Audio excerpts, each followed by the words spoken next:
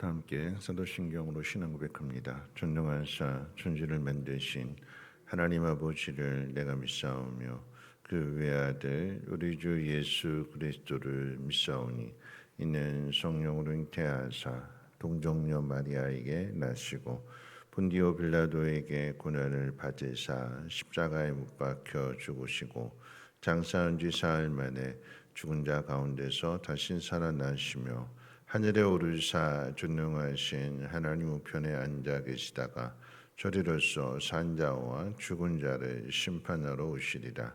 성령을 믿사오며 거룩한 공회와 성도가 서로 교통하는 것과 죄를 사하여 주시는 것과 몸이 다시 사는 것과 영원히 사는 것을 믿사옵나이다. 아멘. 좋으신 하나님, 오늘 이 새벽에도 하나님 귀한 전으로 인도해 주심을 감사합니다.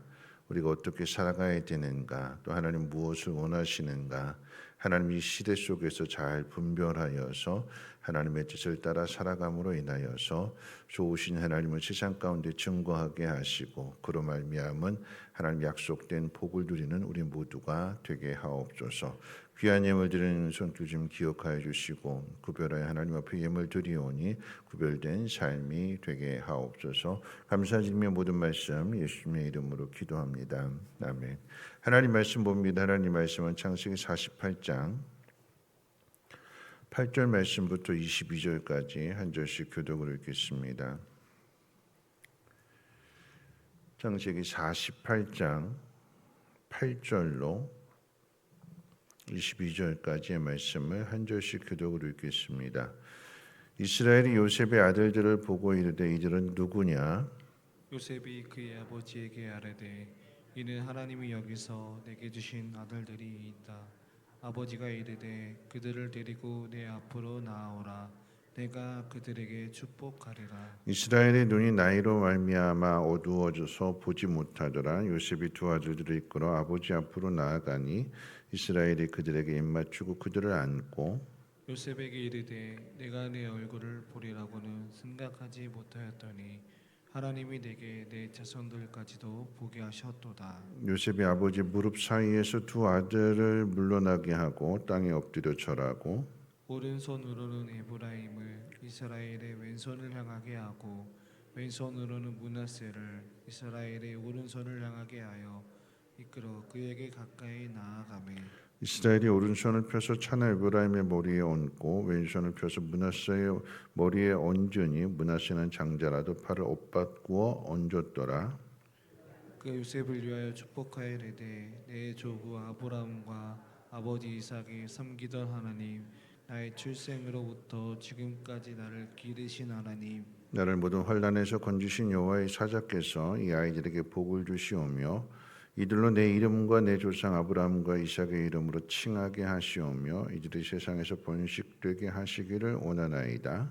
요셉이 그 아버지가 오른손을 에브라임의 머리에 얹은 것을 보고 기뻐하지 아니하여 아버지의 손을 들어 에브라임의 머리에서 므낫셀의 머리로 옮기고자 하여 그의 아버지에게 이르되 아버지여 그리 마옵소서. 이는 장자이니 오른손을 그의 머리에 얹으소서 하였으나 그의 아버지가 허락하지 아니하며 이르되 나도 안다 내 아들아 나도 안다 그 또한 족속이 되며 그도 크게 되려니와 그의 아우가 그보다 큰 자가 되고 그의 자손이 여러 민족을 이루리라 하고 그날에 그들에게 축복하여 이르되 이스라엘이 너로 말미암아 축복하기를 하나님이 내게 에브라임 같고 므낫세 같게 하시리라 하며 에브라임을 므낫세보다 앞세웠더라. 이스라엘이 요셉에게 또 이르되 나는 죽으나 하나님이 너희와 함께 계시사 너희를 인도하여 너희 조상의 땅으로 돌아가게 하시려니와 내가 내게 네 형제보다 세겜 땅을 더 주었나니 이는 내가 내 칼과 활로 아모리 족속의 손에서 빼앗은 거니라. 아멘. 아멘. 오늘 본문에 보면 야곱이 이제 죽음을 앞에 두고 요셉의 두 아들을 축복하는 내용이 나오게 됩니다. 49장, 그러니까 이제 내일 살펴보게 내용 가운데는 이제 그 야곱의 아들들에 대해서 이제 마지막 유언과도 같은 축복을 하게 되는데 그 전에 요셉의 두 아들을 자기 알로 삼으면서 이제 이스라엘 12지파 일원이 되게 하는 영적인 가족이 되게 하는 그 교통 정리를 했다라고 하는 게 이제 어제 살펴본 내용이잖아요. 이제 그 요셉의 두 아들을 축복하게 될 때의 순서에 따라서 태어난 순서에 따라서 야곱의 오른손에는 장자 므낫세를 그리고 왼손에는 에브라임을 세웠습니다. 그런데 야곱이 이 순서를 뒤집어서 팔을 엇바꿔서 이렇게 오른손으로는 이제 동생 에브라임을 그리고 왼손으로는 형 므낫세를 축복하게 됩니다. 요셉이 아버지 야곱에게 손이 바뀌었다고 이야기했는데 야곱은 나도 안다라고 말하면서 에브라임이 그러니까 동생이 형보다 더 큰 자가 될 것을 선포하는 것이 오늘 본문의 내용입니다. 야곱이 나도 안다, 나도 알고 있다라고 말할 때 그 머릿속에는 이 모습이 마치 데자뷰 같은 거죠.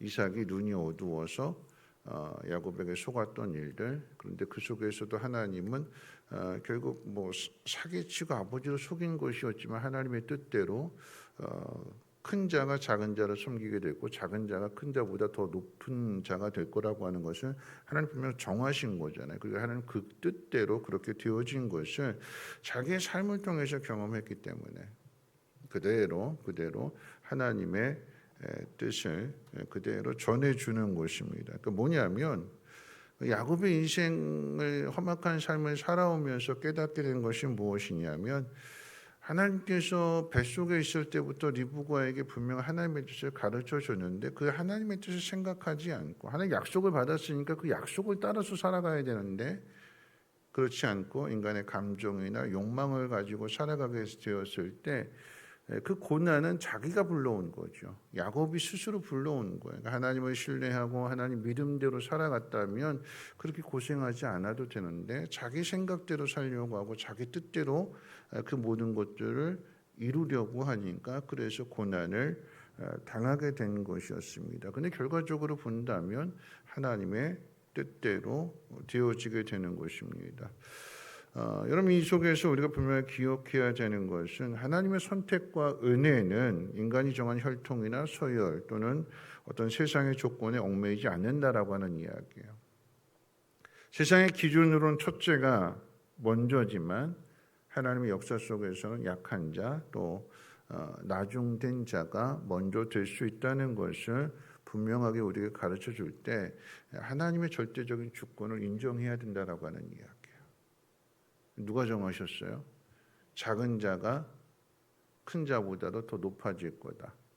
야곱이 먼저가 될 거다. 이거 누가 정하신 거예요? 그러니까 하나님이 정하신 거예요.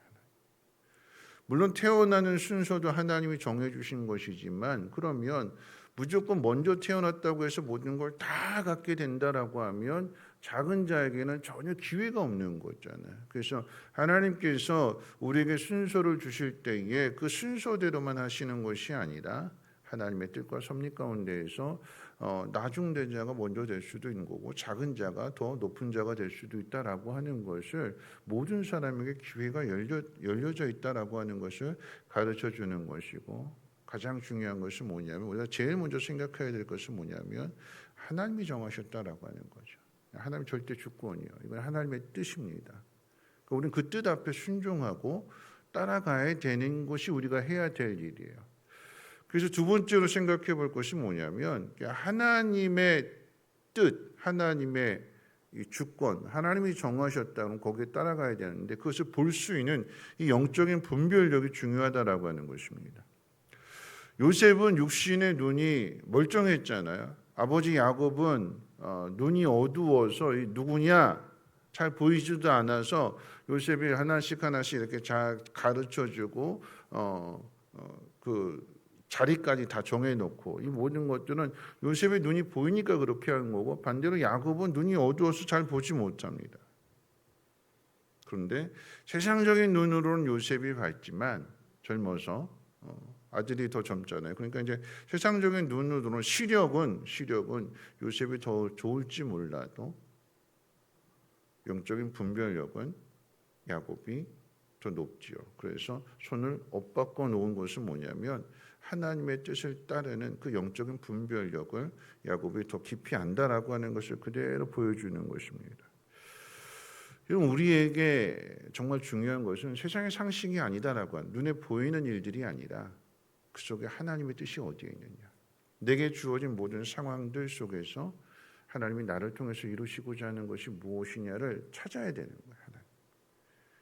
내 마음대로, 내 생각대로, 내 고집대로가 아니라 왜 하나님이 나한테 이런 상황을 주셨을까? 왜 하나님께서 나에게 이런 순서 속에서 일하게 하셨을까라고 하는 하나님의 뜻을 찾아야 되는 거예요. 그러면 눈에 보이는 순서가 중요한 것이 아니라 그 속에서 하나님은 하나님의 사람을 통해서 일하시는 하나님이신 거잖아요. 그걸 빨리 찾아야 돼. 그래야 내가 그 속에 감사할 수 있는 것이고, 그래야 내가 그 속에서 내 사명을 감당하게 되는 거죠. 요셉으로서는 지금 아버지 야곱이 하는 것이 이해가 되지 않습니다.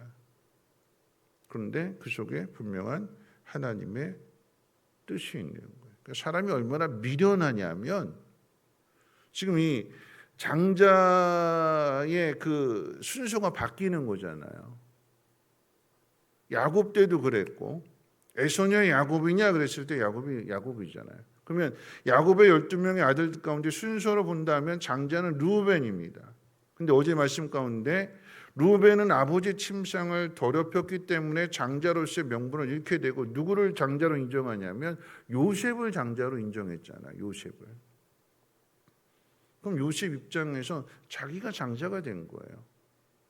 위에 큰형 르우벤이 있음에도 큰형을 대신해서 그건 자격 상실이다. 네가 장자다. 야곱으로부터 직접, 어제 말씀이 그 말씀이었잖아요. 야곱으로 직접 그 하나님의 뜻을 전해 들었잖아요. 그럼 자기도 지금 순서가 바뀐 건데, 자기 입장, 자기가 경험한 거면서도 그걸 까마득하게 잊어버리게 되고, 아유 순서 바뀌었어요. 그럼 자기도 순서가 바뀌게 되는 거잖아요. 나는 괜찮고 자식은 안 됩니다. 그럴 수 없는 거죠. 이거 왜 이렇게 되는 걸까요? 영적인 분별력이 무뎌지게 되는 거예요.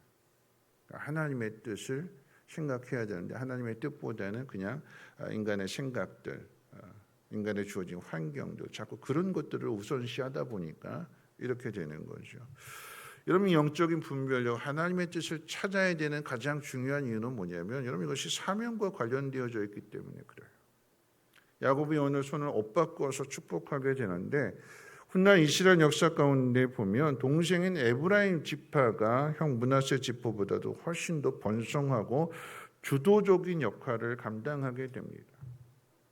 여러분 아시는 것처럼 나중에 솔로몬 이후에 이스라엘이 남과 북으로 나눠지게 되었을 때 북이스라엘을 다른 말로 뭐라고 이야기하냐면 에브라임이라고 이름을 불러요.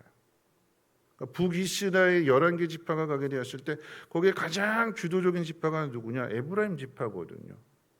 북이스라엘을 나타나게 될 때 북이스라엘이라고 하면 남쪽 유다라고 이야기하는데, 북이스라엘은 북이스라엘이라는 말 대신에 에브라임이라는 말을 많이 쓰게 되는 것을 성경을 통해서 보게 됩니다. 여러분, 이야기는 야곱의 축복은 단지 할아버지의 편애가 아니라 작은 손주가 더 이뻐서 작은 손주를 높이 세우려고 하는 인간의 뜻이 아니라 하나님이 하시고자 하는 일을 그대로 나타난 거죠. 예언적인 선포입니다. 하나님 그렇게 하신대요. 그러니까 하나님이 그렇게 하시려고 하는 뜻 안에서 우리가 일해야 되는 거예요. 그래야 복이 임하게 됩니다. 그래서 마지막으로 살펴볼 것은 이 에브라임 지파와 므낫세 지파가 어떻게 복을 받게 되느냐 하는 것들을 한번 생각해 본다면, 야곱에게서 이제 장자의 축복을 받았던 에브라임 지파는 가나안 정복하는 과정 속에서 아주 영향력 있는 브레인 역할을 하게 됩니다.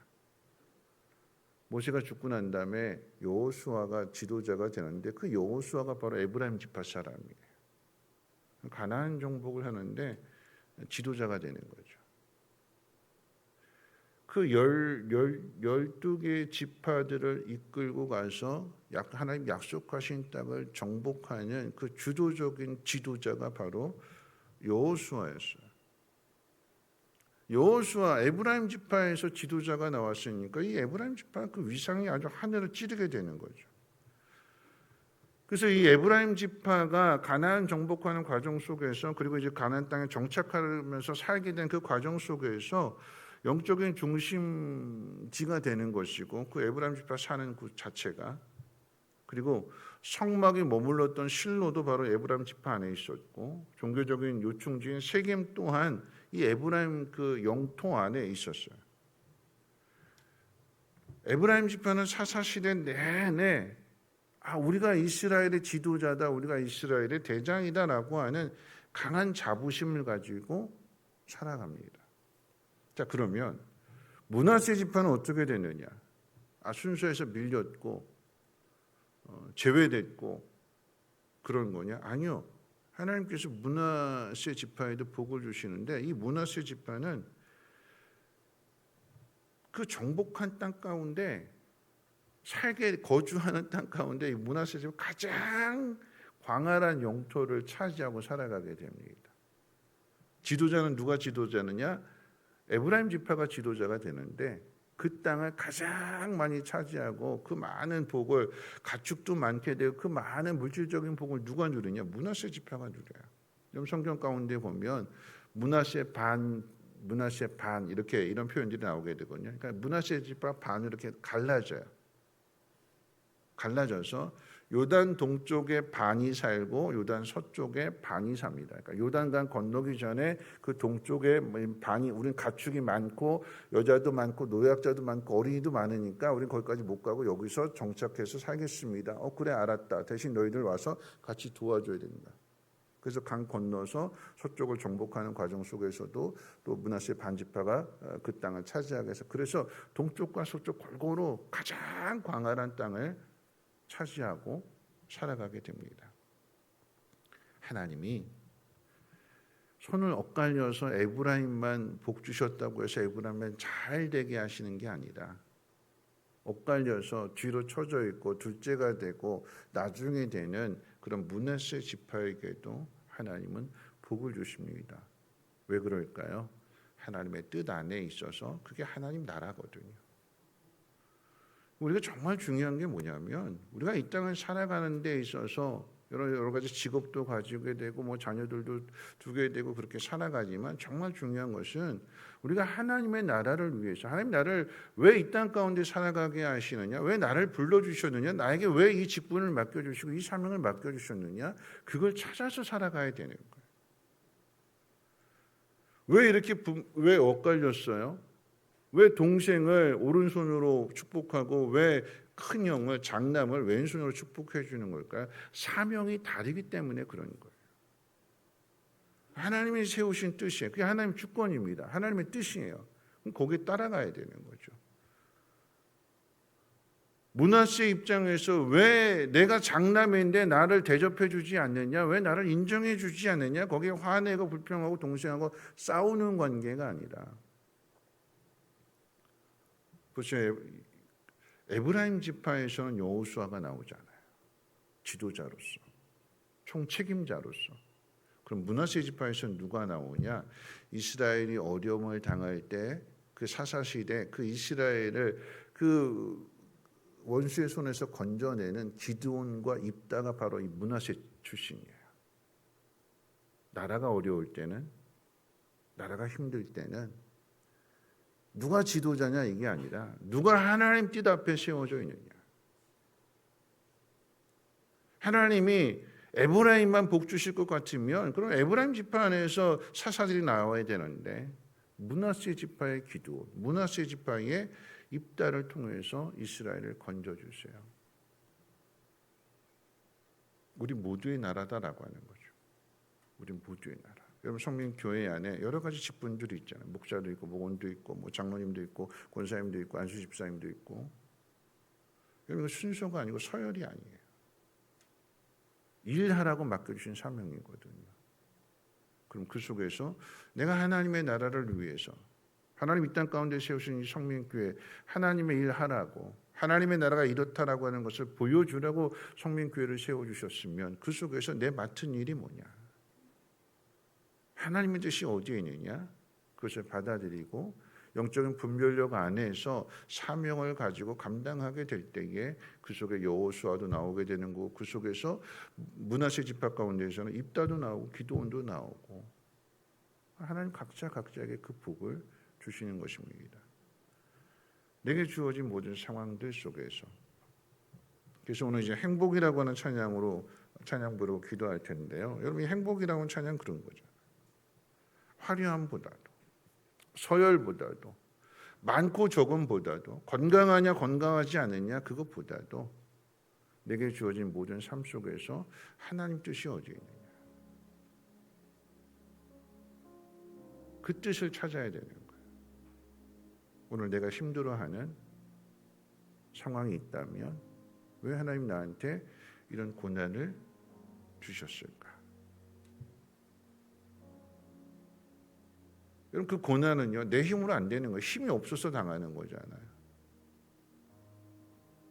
힘이 없어서 당하는 그 자리에 하나님이 우리 옆에 계신대요. 함께 하신대요. 도와주신대요. 그래서 우리 약함을 가지고 하나님의 강하심을 드러내게 하신대요. 손해보지 않도록, 억울하지 않도록 하나님이 나를 통해서 그 일을 이루신대요. 복은 사명 따라 살아가는 사람에게 주시는 거예요. 그렇죠?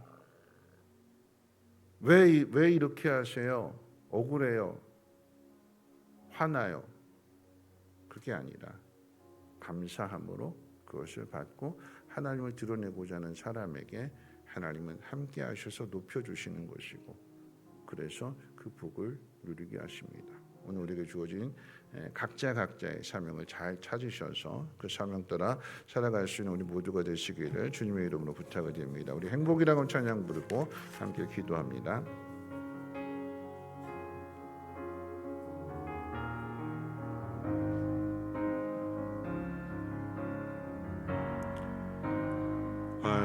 화려하지 않아도 정결하게 사는 삶, 가진 것이 적어도 감사하며 사는 삶, 내게 주신 작은 힘 나눠주며 사는 삶, 이것이 나의 삶의 행복이라.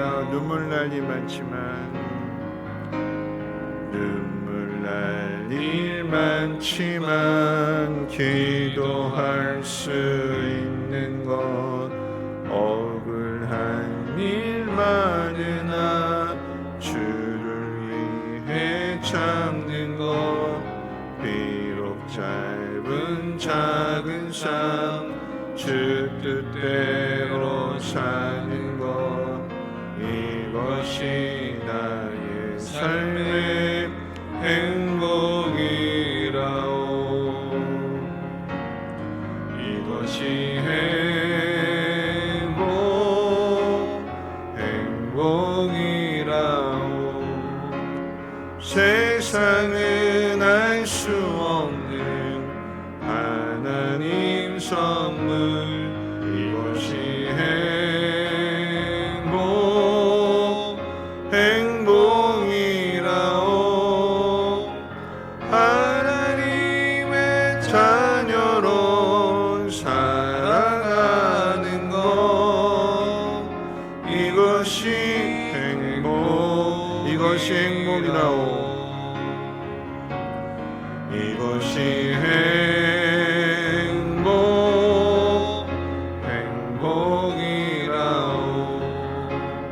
세상은 알 수 없는 하나님 선물, 이것이 행복이라오.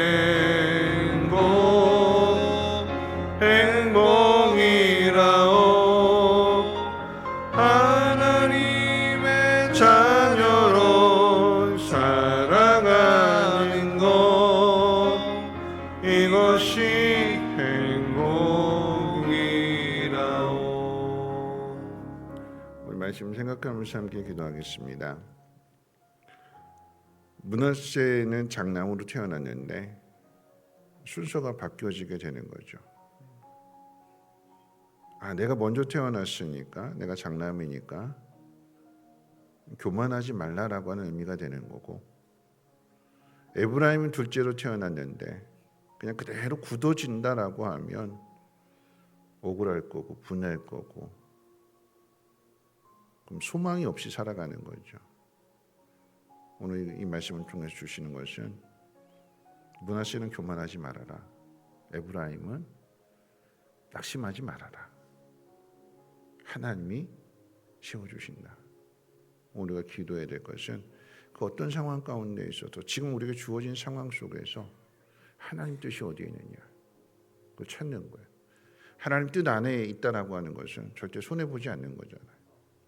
에브라임은 지도자가 되는 거고, 므낫세는 광활한 영토를 갖게 되는 것이고, 또 나라가 위기에 빠져 있을 때는 그 속에서 그 나라를 건져내는 그런 사람들이 나오게 되는 거예요. 하나님 각자에게 주시는 사명은 다 다릅니다. 그 사명이 모두가 하나님의 나라를 위해서, 오늘 우리에게는 성민교회를 위해서 우리가 함께 한 마음으로 연합하게 될 때, 그 사명 따라 살아가게 될 때 그 사명을 따라서 하나님이 복을 주시게 됩니다. 하나님에게 주어진 모든 상황들 속에서 하나님과 함께 일하는 사람 되게 도와주시고, 하나님의 나라를 세워갈 수 있는 사명자 되게 하시며, 영적인 분별력을 가지고 우리에게 주어진 모든 상황 속에서 낙심하고 원망하고 불평하는 것이 아니라 기뻐하며 감사함으로 살아갈 수 있는 삶이 되게 해달라고 함께 통성으로 하나님 앞에 기도합니다. 사랑하시는 하나님 아버지, 감사합니다. 오늘 이 새벽에도 하나님 앞에 나와서 하나님 말씀을 듣게 해주시면 감사합니다. 많이 가졌다고, 먼저 태어났다고, 먼저 됐다고 교만하지 말라고 말씀하십니다. 또 나중에 태어났다고, 늦게 되었다고, 부족하다고, 연약하다고 낙심하지 말라고 말씀하십니다.